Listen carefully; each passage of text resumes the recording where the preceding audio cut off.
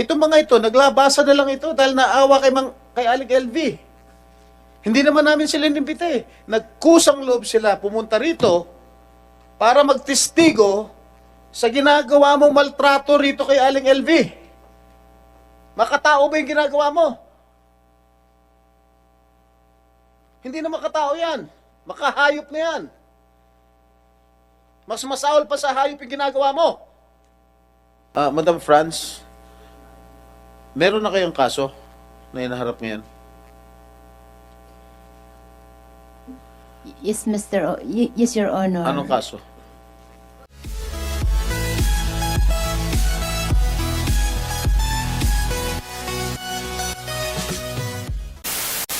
So this might add probative value in this hearing, correct? Yes, Your Honor. And this will just confirm that these witnesses present today, not only John Patrick and John Mark, are telling the truth. At itong mga mag-amo, mag-asawa, itong base sa inyong polygraph test, ay talagang nagsisinungaling. And that is your findings. Yes, Your Honor. If I'm not mistaken. All right. Maybe, Mr. Chair, I just would like to follow up the previous motion that the chair hasn't acted yet with regard to the citing of contempt against Mr. Pablo Ruiz and For that, Yes. the committee will take notice of all the polygraph results consecutively from 2023, that's 046, 04B, 04C. Is there a 04D? Ano ba yun nauna? All, magkasama pala yun sa spouses. So this will form parts of the records of this case. COMSEC, but before we dispose of that, there is... Yes, Senator Estrada. Sorry to interrupt, Mr. Chair. Madam Franz, meron na kayong kaso na inaharap ngayon? Yes, yes, Your Honor. Anong kaso? Okay, you may answer.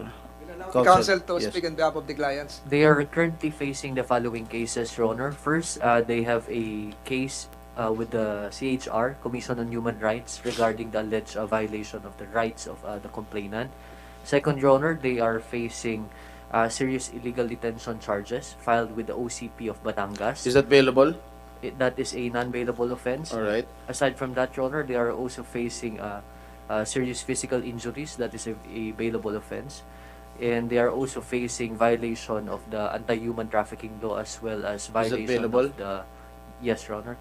As well as violation of the Kasambahay law, Your Honor. So there is only one case that is non-bailable, and that is serious illegal detention. Am I correct?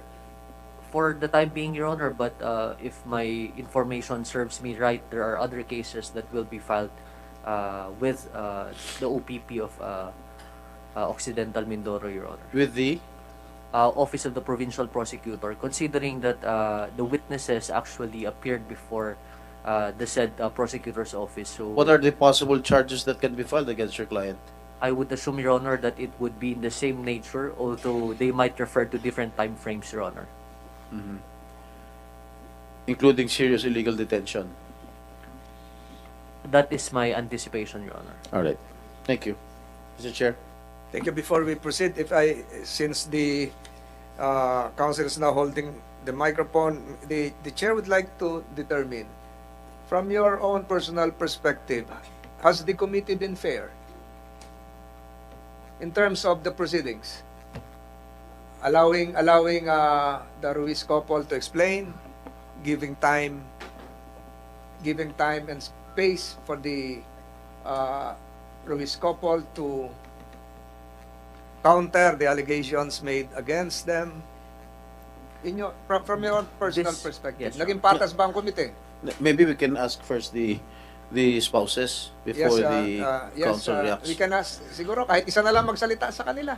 Hindi, si Sino? Ginang Franz. Ginang Franz, Naging naging patas patas ba ba? ho ang komite sa pagdinig ng kasong ito? Kayo po ba ay pinagmalabisan ng komite? Kahit po minsan tumataas po ang boses dito ng ilang mga senador, kayo po ba ay nakaranas ng pagmamalabis buhat sa Committee on Justice and Human Rights. Kayo po ba ay hindi tinrato ng maayos sa inyong pangkasalukuyang detention at sa pagharap sa committee ito? Kayo po ba ay binawasan ng karapatan habang naririto? Gusto namin marinig. Siguro hindi mo na kailangan tanungin yung abogado mo. Dapat alam mo kung patas ba ito o hindi ba naging patas itong pandinig para sa inyo mag-asawa. Ako po'y nagpapasalamat, Mr. Chair and Your Honor, sa pagkakataon naming magsalita na bagamat po iba ang aking opinion sa mga opinion nila at minsan nakapagtaas ng boses ang mga Kaya siguro kami nagtataas ng boses dahil nagsisinungaling ka.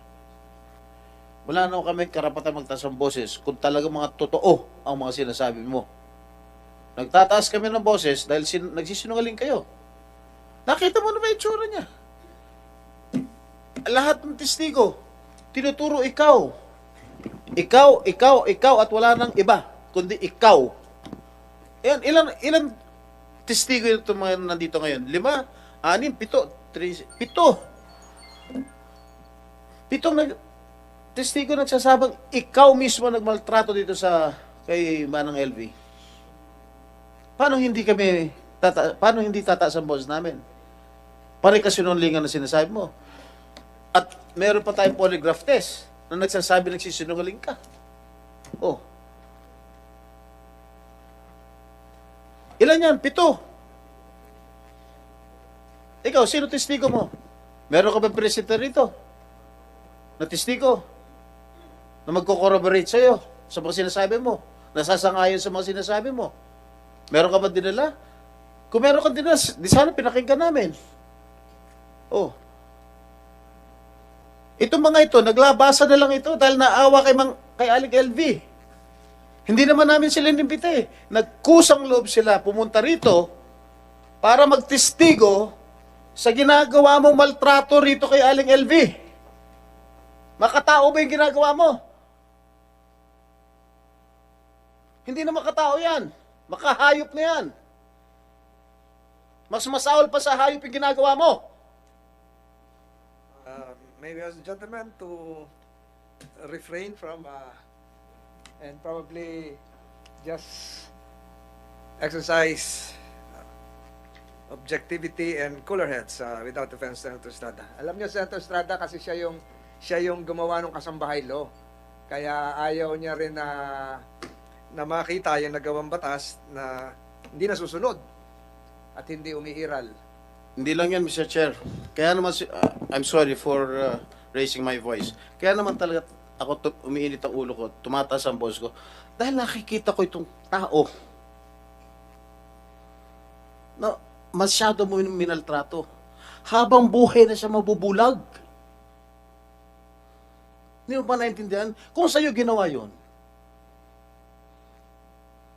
habang buhay ka mabubulag, matutuwa ka? Matutuwa yung mga kapatid mo? Matutuwa yung mga anak mo? Tingnan mo. Tingnan mo yung itsura. Nung pumasok sa'yo si Aling LV, hindi ganyan itsura niya. Ilang taon na kayo, Aling LV? 44 years old lang. Pero tingnan mo yung itsura niya. Parang mas matanda pa sa akin. Parang 70 years old na, 80 years old na sa ginawa ninyo. Sa ginawa mo in particular.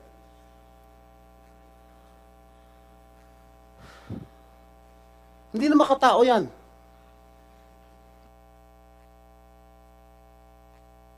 Senator Estrada, you can have your water also, my dear colleague. So we have 2 pending motions here. One is this committee is in receipt of a letter of reconsideration dated 19 September 2023, order of contempt against Franelyn Garcia Ruiz. So this is treated as a motion for reconsideration to reconsider and set aside the order of contempt dated 19 September 2023 against Franelyn Garcia Ruiz, and to order.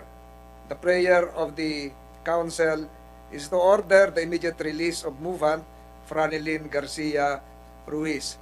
After having deliberated and consulted with the members of the Senate Committee on Justice and Human Rights, the committee resolves in open hearing to deny said motion. Let the council as well as the committee secretariat note that pursuant to Balag versus Senate, is a Supreme Court decision dated July 3, 2018, under GR 234608, the Supreme Court ruled that the period of detention will last upon the end of the legislative inquiry of the Senate.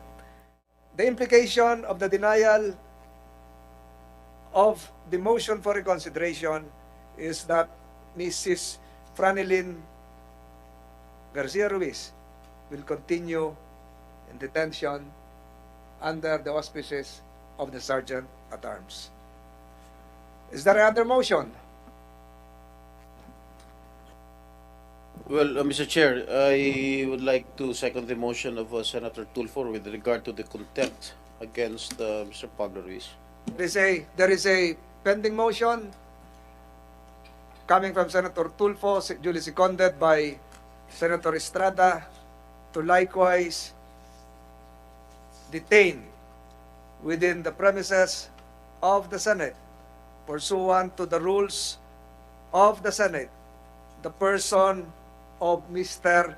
Pablo Ruiz for the same reasons as considered by the committee when it detained Mrs. Ruiz.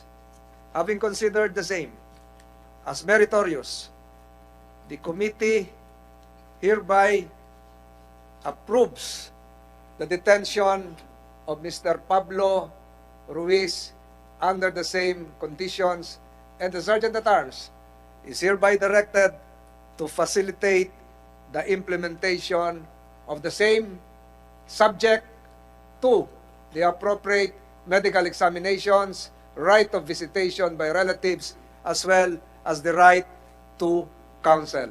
So, approve in open session given this day of the 25th of September 2023.